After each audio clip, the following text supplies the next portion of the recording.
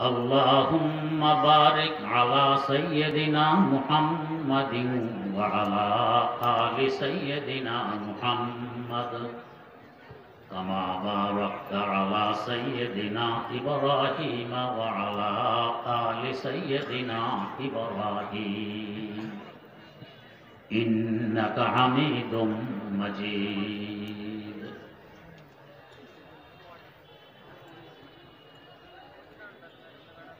একটি ঐতিহ্যবাহী শিক্ষা প্রতিষ্ঠান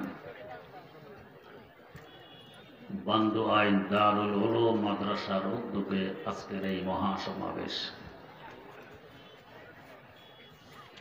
তাই শিক্ষা সম্পর্কীয় একটি আয়াতে কারিমা তেলাওয়াত করা হয়েছে ও একটি হাদিস শরীফ পাঠ করা হয়েছে। তিলাওয়াতকৃত আয়াতে আল্লাহ রাব্বুল আলামিন বলেন,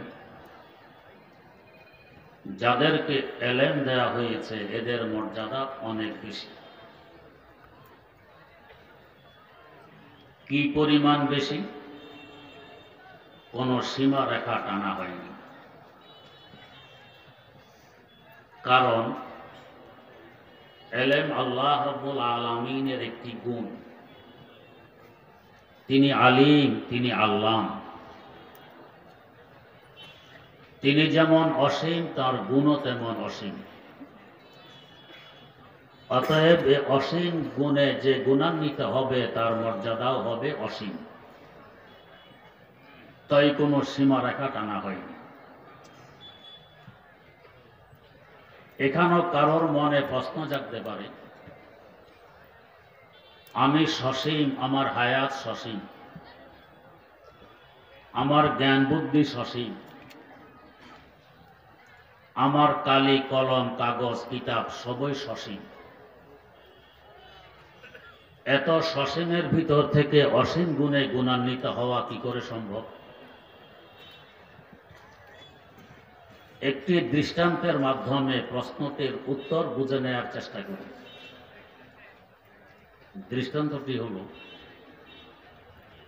ধরুন সাগর থেকে সরাসরি বান্দু আইন পানি আনার লক্ষ্যে একটি খাল খনন করা হল। খালটির দৈর্ঘ্য 100 কিলোমিটার, প্রস্থ 1 কিলোমিটার, গভীরতা আধা কিলোমিটার। খাল বয়ে সাগরের পানি বান্দু আইন এসে গেছে। এই খালটি সসীম, দৈর্ঘ্য প্রস্থ গভীরতা সবই সসীম। এরপরও বান্দু আইনের মাথা থেকে পানি যতই তুলতে থাকবেন, এই পানি কি কখনো শেষ হবে? খাল সসীম, দৈর্ঘ্য প্রস্থ সবই সসীম, এরপরও পানি কেন শেষ হবে না? সাগরের সাথে তার যোগাযোগ রয়ে গেছে। খালের এক মাথা বান্দু আইন আর এক মাথা সাগরে। তেমনি ভাবে এই এলেম আসবে মহান সত্তা আল্লাহ রাব্বুল আলামিনের পক্ষ থেকে। আমি সসীম হতে পারি, আমার জ্ঞান বুদ্ধি সসীম হতে পারে, হায়াত সসীম হতে পারে, কাগজ কালি কলম সবই সসীম হতে পারে। যেহেতু আরেক মাথা জুড়ে আছে অসীম সত্তার সাথে, অতএব এখান দিয়ে এলেম যতই বের করবেন এলেম শেষ হওয়ার না।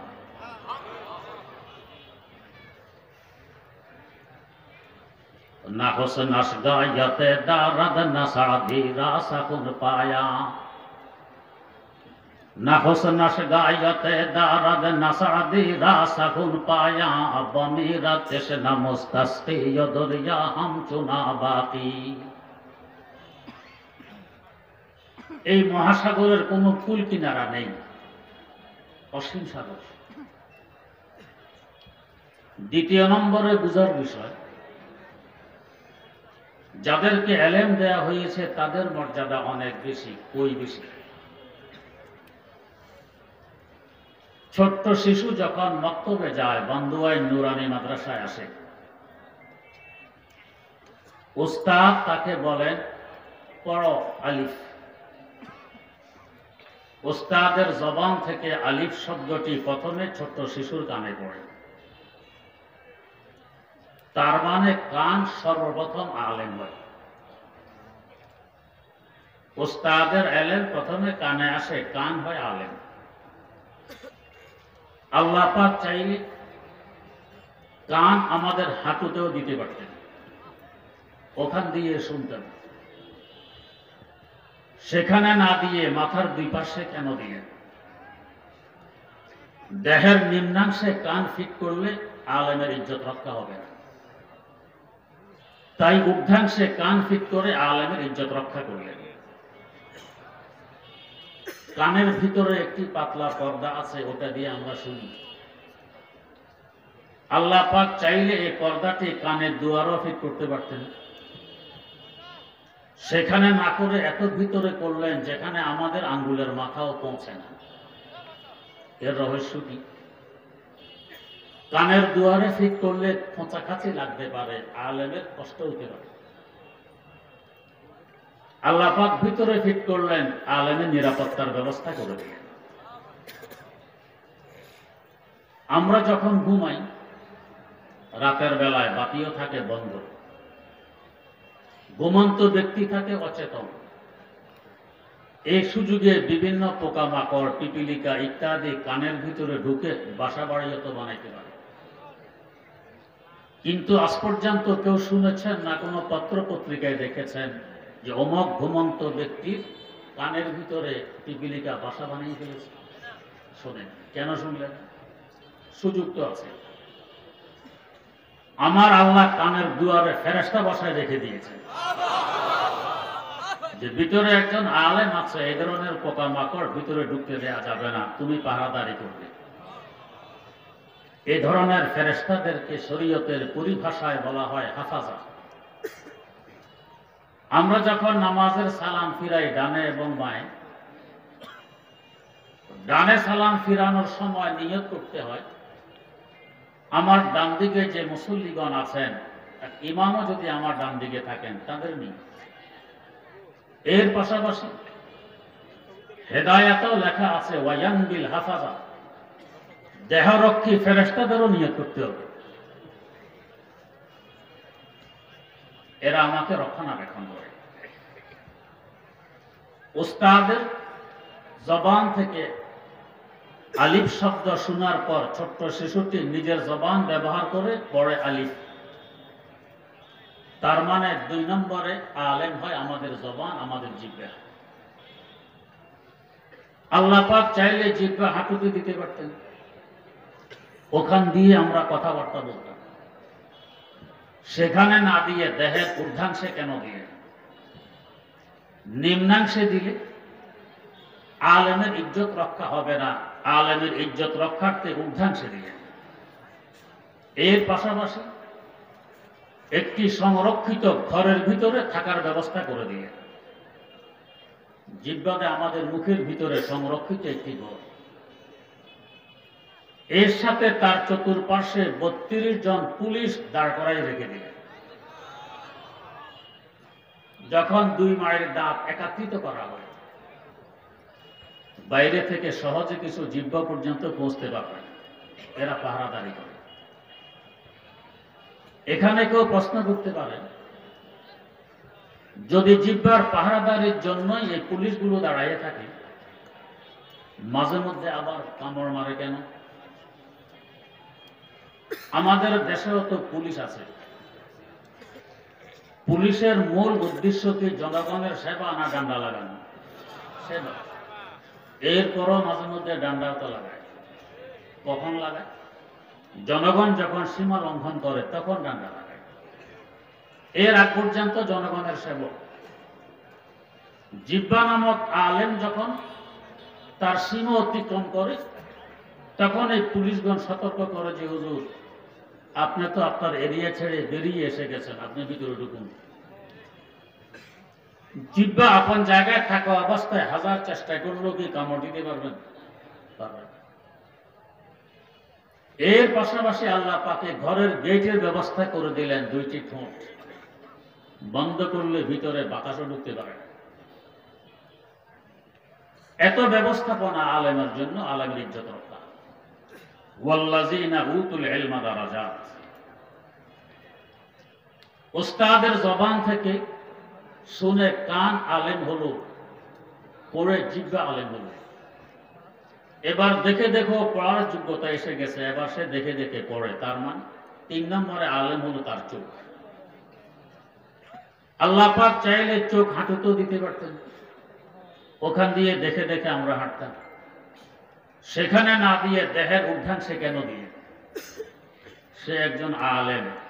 নিম্নাংশে ফিট করলে আলেমের ইজ্জত রক্ষা হবে না, উর্ধাংশে ফিট করলেন আলেমের ইজ্জত রক্ষা। এর পাশাপাশি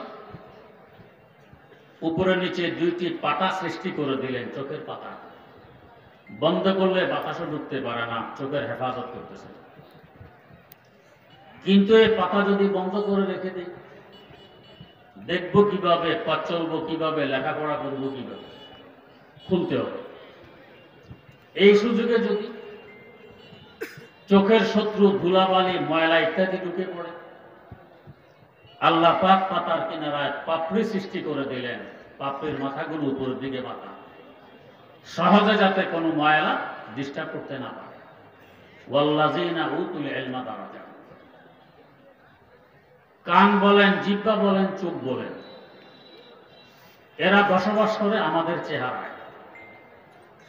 তার মানে আমাদের চেহারা হলো ওলামা বাজার, আলেমদের বাজার, আলেমদের বস্তি, আলেমদের গ্রাম, আলেমদের বাসস্থান। আলেমের ফজিলত যে পরিমাণ, তার বরকতে আলেমদের বস্তিরও ফজিলত বেড়ে যায় ওই পরিমাণ। কোন অপরাধীকে যদি ব্যত্রাঘাত করতে হয়, অপরাধ অনুবাদে পিঠে ব্যত্রাঘাত করতে পারবেন, চেহারায় আঘাত করা যাবে না। ওস্তাদের জন্য ছাত্রের চেহারায় আঘাত করা হারাম। স্বামীর জন্য স্ত্রীর চেহারায় আঘাত করা কবিরা গুনাহ। এমনকি পিতামাতার জন্য আপন সন্তান সন্ততির চেহারা আঘাত করা অবৈধ, হারাম হবে, কবিরা গুনাহ। চেহারার এত মূল্য কেন? আলেমদের বস্তি। যেই বস্তিতে, যে এলাকায় আলেমরা বসবাস করেন, যে এলাকায় আলেমের পদধূলি পড়ে, যে এলাকায় আলেমের সেজদা সংগঠিত হয়,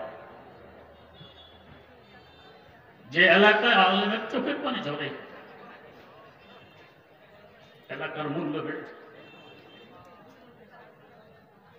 আমার ওস্তাদ কায়েদে মিল্লাত হযরত মাওলানা হাফিজ হুজুর রাহিমাহুল্লাহ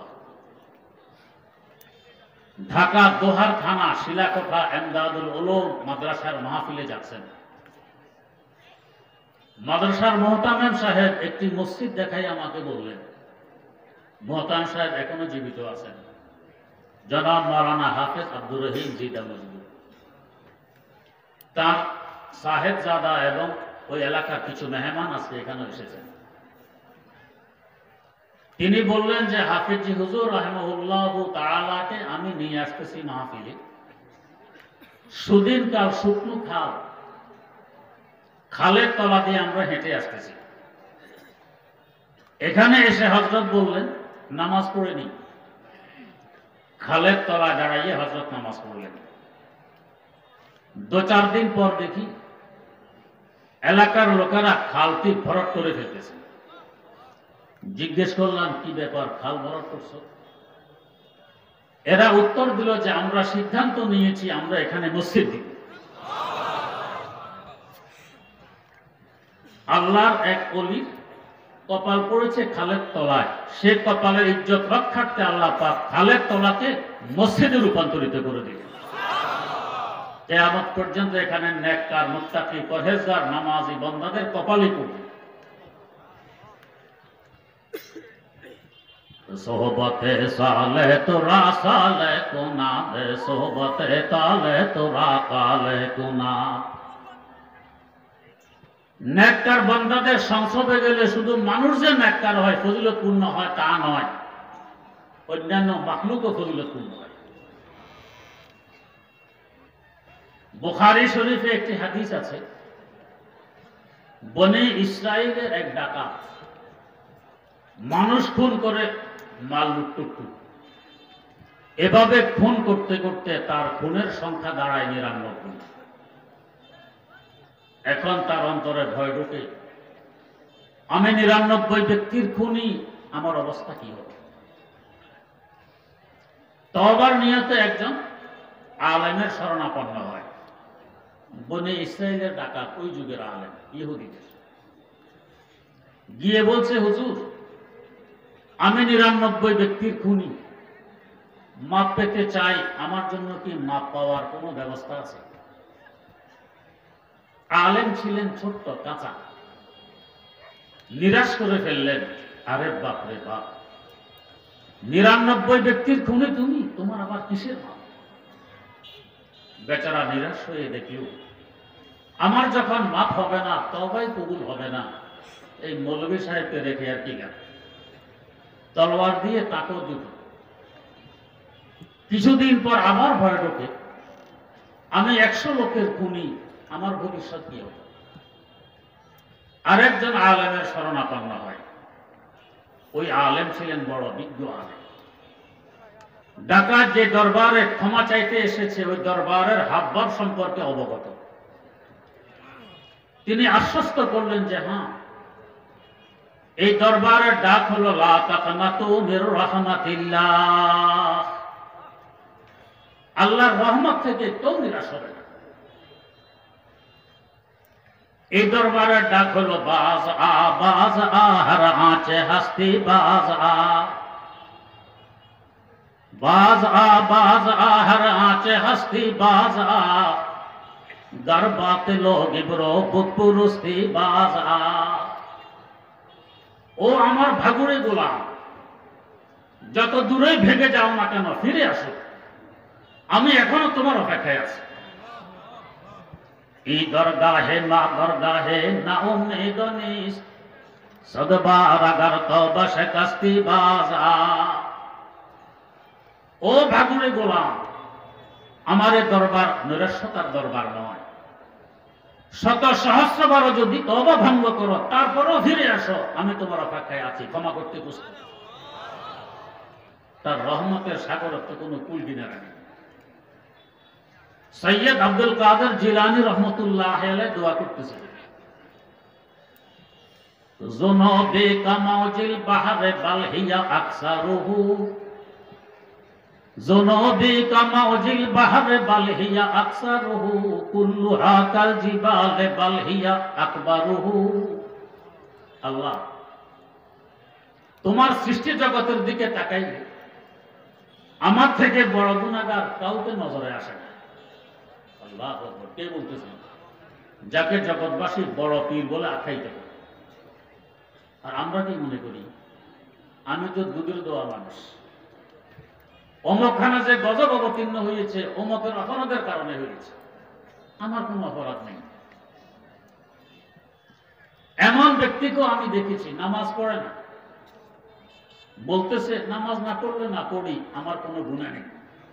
চিন্তা করে, নামাজ পড়ে না, এরপরও কোনো গুনাহ নেই। আর হযরত জিলানী বলতেছেন, আমার মতো এত বড় গুনাহগার তো কাউকে নজরে আসে না, দেখা যায়। আগে বলছেন, আল্লাহ আমার গুনাহগুলো সংখ্যার দিক দিয়ে এই পরিমাণ যেন সাগরের তরঙ্গ, বরং সাগরের ঢেউ আর তরঙ্গ থেকে আমার গুনাহ আরো বেশি। আকারের দিক দিয়ে আমার গুনাহগুলো এত বড় যেন হিমালয় পর্বত। এরপরে বলতেছেন, ওয়ালাকিন ইনদাল কারীম ইযা আফা, ওয়ালাকিন ইনদাল কারীম ইযা আফা কাজানাহিল বারুজাত বাল হিয়া আসগারুহু।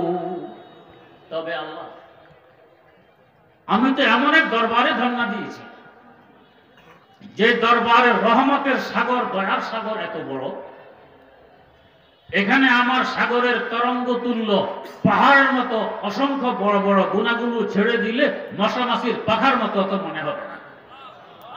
তাই আমি আশাবাদী, আমি নিরাশ নই। আলেম আশ্বস্ত করলেন, তোমার তওবা কবুল হবে, তবে তোমাকে একটি শর্ত পূরণ করতে হবে। কি শর্ত? ওই যে একটি বস্তি দেখা যায়, গ্রাম দেখা যায়, এটা আলেম ওলামাদের গ্রাম, আল্লাহ ওয়ালাদের বস্তি। সেখানে গিয়ে তোমাকে তওবা করলে তওবা কবুল হবে। ডাকাত রওনা করেছে ওই বস্তির দিকে। কিছু দূর যাওয়ার পর তার হায়াত পুড়িয়ে যায়, হাঁটার শক্তি হারিয়ে ফেলে, পড়ে যায় মাটিতে। হামাগুড়ি দিয়েও অগ্রসর হওয়ার চেষ্টা করে। হামাগুড়ির শক্তি যখন শেষ হয়ে যায়, সে তার সিনাটা ওই গ্রামের দিকে ফিরিয়ে রেখে দেয়। এই অবস্থায় তার রূপ দেহ ত্যাগ করে। এখন দুই দল ফেরেশতার মধ্যে কাড়াকাড়ি আরম্ভ। রহমতের ফেরেশতা, আযাবের ফেরেশতা। আযাবের ফেরেশতারা বলছেন, এ তো 100 লোকের খুনি, এখনো ওই বস্তিতে পৌঁছেনি, তওবা করেনি, তার গুনাহ রয়ে গেছে, অতএব তার রূহ আমরা নিয়ে সিজ্জিনে রাখবো। রহমতের ফেরেশতারা বলছেন, সে তো রওনা করেছে ওই বস্তিতে পৌঁছার নিয়তে। আল্লাহ পাক হায়াত দিলে তো পৌঁছত, আল্লাহ পাক হায়াত দেননি, তাই পৌঁছতে পারেনি। পৌঁছলে তো তওবা করত, তওবা করলে তওবা কবুল হয়ে যেত। অতএব তার রূহ আমরা নিয়ে ইল্লিয়িনে রাখবো। আল্লাহ পাক সব দেখতেছেন, বুঝতেছেন, শুনতেছেন, জানতেছেন। আরেকজন ফেরেশতাকে ডেকে পাঠালেন, যাও এদের কারাগারে মীমাংসা করে আসো। ফেরেশতা জানতে চাইলেন, আল্লাহ কোন ফর্মুলার ভিত্তিতে মীমাংসা করব, মীমাংসার নীতি কি হবে?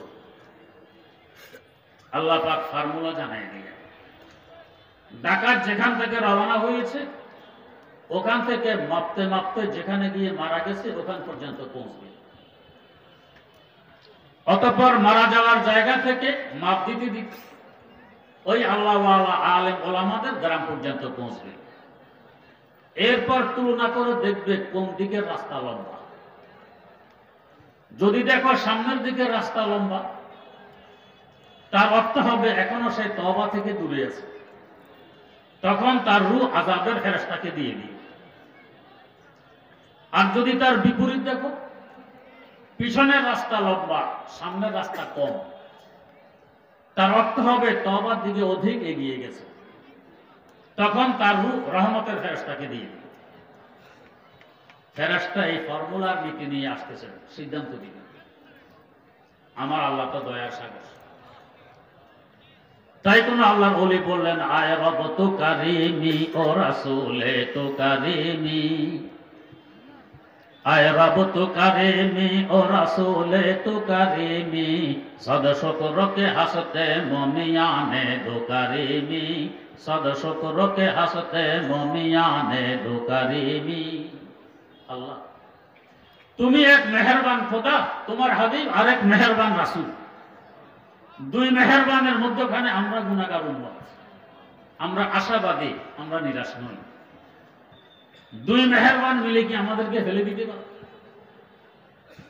আল্লামা হালি তাই মুসাদ্দাসের মধ্যে লিখেছেন, हमने कहे या बद है फिर आखिर है तुम्हारे, हमने कहे या बद है फिर आखिर है तुम्हारे, निस्बत बहुत अच्छी है मगर हाल बुरा है, निस्बत बहुत अच्छी है मगर हाल बुरा है। আল্লাহ আমরা নেককার হই আর বদকার হই, আমাদের সম্বন্ধ অনেক ঊর্ধ্বে। তোমার দিকে সম্বন্ধ দেখলে দেখা যায় আমি তোমার বান্দা, তোমার হাবিবের দিকে সম্বন্ধ করলে আমি তার উম্মত, তাই আমি আশাবাদী, আমি নিরাশ নই। ফেরেশতা নীতি নিয়ে আসতেছেন, রাস্তা মাপ দিবেন। বাস্তবে পিছনের রাস্তা কম, সামনের রাস্তা বেশি। দেয়া ফর্মুলা অনুযায়ী তার রূহ আযাবের ফেরেশতারা নিয়ে সিজ্জিনে রাখবে, লোকটি জাহান্নামী হবে। আমার আল্লাহর রহমতের সাগর তো কুল কিনে রাখে। ফেরেশতা আসার আগে আগে আল্লাহ পাক পিছনের রাস্তাকে আদেশ করলেন, ও রাস্তা তুই লম্বা হয়ে যা। সামনের রাস্তাকে হুকুম দিলেন, ও রাস্তা তুই খাটো হয়ে যা। হুকুম পাওয়া মাত্র পিছনের রাস্তা লম্বা, সামনের রাস্তা খাটো।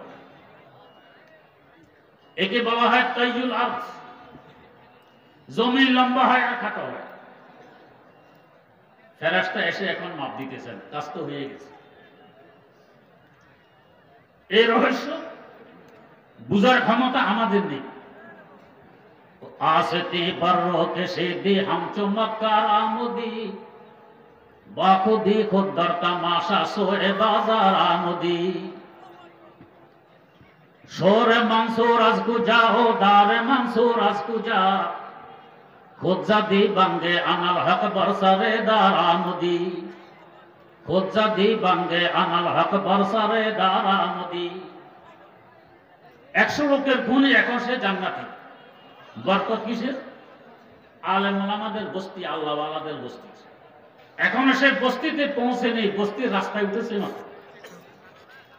আরে বিল্লাহ আল্লামা রুমি রহমতুল্লাহ আলাইহি বলেন, তো দরসে রাতে মুস্তাকিমায় দিলতাসে গুমরাহানিস। বান্দা, তোমার আমার মতো দুর্বলের পক্ষে নিজ শক্তি ব্যবহার করে গন্তব্যে পৌঁছাতে আদৌ সম্ভব? তুমি চেষ্টা করে সিরাতে মুস্তাকিমে কদম রাখো, গন্তব্যে তো আমার আল্লাহর রহমত পৌঁছাই দিবে।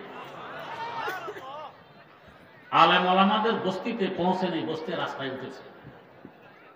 বস্তির রাস্তার বরকতে 100 লোকের খুনে এখন জান্নাতি। এই দারুল উলুম বান্দোয়ান মাদ্রাসার নেই, মাদ্রাসাগুলো হলো আলেম ওলামাদের বস্তি। এখানে আলেমরা বসবাস করেন। এই প্রতিষ্ঠানের সুবাদে দেশ বিদেশের বহু বুজুর্গ আলেম ওলামার পদধূলি এখানে পড়ে। সেজদা এখানে সংগঠিত হয়, চোখের পানি এখানে ঝরে। এই জায়গার মূল্য অনেক বেশি। মূল্যবান জায়গার সাথে সম্পর্ক রাখলে মূল্য বাড়ে। আল্লাহ মাহফুরও যদি কেউ বিদ্বেষ পোষণ করে, শত্রুতা পোষণ করে, ধ্বংস হয়ে যায়। আল্লাহ পাক দুনিয়াতেও দেখাইয়া দেন আলেম ওলামার বিরুদ্ধাচারণকারী, আলেম ওলামার বিদ্বেষী, মাদ্রাসার বিদ্বেষী, এরা দুনিয়াতে ধ্বংস হয়ে যায়। আল্লামা রুমি লিখেছেন, চোখ দেখা হাতে পর্দা কাজ দৌড়াদ মায়লা সান্দর তড়না এনে কাঁবরা, মায়লা সান্দর তড়না এনে কাঁবরা। আল্লাহ যদি কাউকে ধ্বংস করতে চান তো নেককার আল্লাহওয়ালা আলেম ওলামাদের বিরুদ্ধে লাগাই দেন। যখন দেখবেন কেউ আলেম ওলামাদের বিরুদ্ধে চারণ করে, নেককার বান্দাদের কুৎসা ঘটায়, বুঝবেন তার ধ্বংস অনিবার্য। বলছিলাম আমাদের চেহারা আলেম ওলামাদের বস্তু। কান বলেন, জিহ্বা বলেন, চোখ বলেন, এগুলোকে নিয়ন্ত্রণ করে আমাদের ব্রেন। তার মানে ব্রেন হলো ওস্তাদুল ওলামা, আলেমদেরও ওস্তাদ। তাই ব্রেনকে আল্লাহ পাক স্থান দিলেন সকলের ঊর্ধ্বে, ইজ্জত আরো বেশি দিলেন। তো দিলেন, হেফাজত কি পরিমাণ করলেন? আমাদের মগজের উপরে পাতলা একটি আবরণ থাকে, তার উপরে হাড়ের ওয়াল, এর উপরে চামড়ার বেড়া, এর উপরে চুলের চাল। এত হেফাজত। চুলের উপরে বরফের টুকরা রাখলেও সাথে সাথে ঠান্ডা অনুভব হবে না। কোন শত্রু ব্রেন পর্যন্ত ডুববে, কোন দুয়ার জানালা নেই। এত সংরক্ষিত এলাকায় আল্লাহ পাক থাকতে দিলেন কেন? সে উস্তাদুল উলামা, আলেমদের উস্তাদ। আবার এই ব্রেনকেও পরিচালনা করে আমাদের হাত, আমাদের কলব। কলবকে স্থান দিলেন সিনার ভিতরে। সিনাকে আরবিতে বলে সদর। সদর মানে প্রেসিডেন্ট। প্রেসিডেন্ট থাকেন রাজধানীতে, রাজধানী হয় দেশের মধ্যখানে। দেশের কিনারায় বর্ডারে রাজধানী হলে যে কোনো সময় শত্রু আক্রমণ করে রাজধানী দখল করতে পারলেই তো দেশ দখল হয়ে যায়। তাই রাজধানী থাকে দেশের মধ্যখানে। পায়ের গোড়া দিয়ে কেটে ফেলে দিলেও চিকিৎসা করলে আপনি বাঁচবেন, মরবেন না। কিন্তু এর উপরের অঙ্গগুলো, পেট কেটে ফেলে দিলে বাঁচবেন না, সিনা কেটে ফেলে দিলে বাঁচবেন না, মাথা কেটে ফেলে দিলে বাঁচবেন না। এটা মূল দেহ। এই মূল দেহের মধ্যখানে হলো সিনা। এর ভিতরে আল্লাহ পাক কলবকে থাকার ব্যবস্থা করলেন। কেন? সে উস্তাদুল আসাতেজা, উস্তাদেরও উস্তাদ। গরু ছাগল জবাই করলে দেখবেন কত পর্দার ভিতরে সংরক্ষিত এলাকায় সিনা কলব বসবাস করে, হাত বসবাস করে। এখানে কারো সন্দেহ জাগবে, আমরা দেখি জ্ঞান বুদ্ধির মূল হলো ব্রেন, আপনি বলেন কলব, আমি বলি না, আমার আল্লাহ বলেন। আল্লাহ বলেন লাহুম কুলুবুন লা ইয়াফকাহুনা বিহা, এদের কলব আছে, হাত আছে, কলব দিয়ে এরা বোঝে না, বোঝার চেষ্টা করে না। বুঝা গেল বুঝার মূল অঙ্গ হইল কলব। প্রশ্ন জাগবে, মনে হয় কথাটি অবাস্তব। আমরা দেখি মূল হলো ব্রেন, আল্লাহ বলেন কলব, আল্লাহ বলেন হাত, মনে হয় অবাস্তব। ইসলাম বাস্তব সম্মত একটি দিন, অবাস্তব কোনো কথা এই দিনে পাওয়া যাবে না, এই কথাটি মনে হয় অবাস্তব। একটি ছোট্ট ঘটনার মাধ্যমে প্রশ্নটির উত্তর বোঝার চেষ্টা করি। আমাদের বাংলাদেশে বর্তমানে হাদিস বিষয়ে যাকে সবচেয়ে বড় আলেম মনে করা হয়, বাস্তবেও তিনি এই বিষয়ে সবচেয়ে বড় আলেম। আলহামদুলিল্লাহ, তিনার বাড়ি আমাদের দেশে, বেশি দূরে নয়, সরসপুর। তিনি হলেন জনাব মাওলানা আব্দুল মালেক সাহেব। আমরা একই মাদ্রাসায় লেখাপড়া করেছি। তিনি আমাকে তার একটি ঘটনা শুনিয়েছেন। ঘটনাটি হল, তিনি যখন ছোট, তার আব্বা তাকে নিয়ে উজানির হজরতের ওয়াজ মাহফিলে যান। মাহফিলের পিছনে জায়গা পেয়ে সেখানে বসে পড়ে, স্টেজ দেখা যায় না, হরন বাঁধা হয় বাঁশ গেড়ে, বাঁশের আগায়। একটু পর উনি ওনার আব্বাকে জিজ্ঞেস করতেছেন, আব্বা, হুজুরকে বাঁশের আগা থেকে নামাবে কিভাবে? আব্বা চুপচাপ, আচ্ছা কি নাকি বল।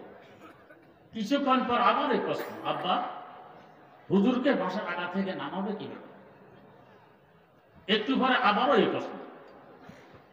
এবার আব্বা জিজ্ঞেস করলেন, কেন বাঁশের আগা থেকে নামাইতে? তিনি বলেন, হুজুর যে বাঁশের আগায় বসে বসে ওয়াজ করতেছেন, কিভাবে নামাবে? আসলে হুজুর বাঁশের আগায়, হুজুর তো স্টেজে মাইক্রোফোনে কথা বলতেছেন। তো উনি কেন বুঝতেছেন বাঁশের আগায়? ছোট্ট মানুষ, আওয়াজ ওখান দিয়ে বেরিয়ে আসতেছে, যেহেতু হরন